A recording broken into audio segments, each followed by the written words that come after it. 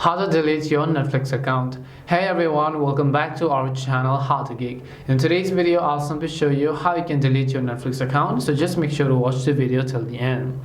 If you want to delete your Netflix account, all you have to do is go ahead and launch the Netflix application first.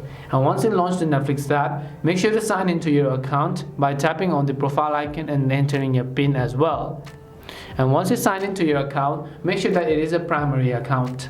And then tap on the profile icon from the top right, then go to the option called account.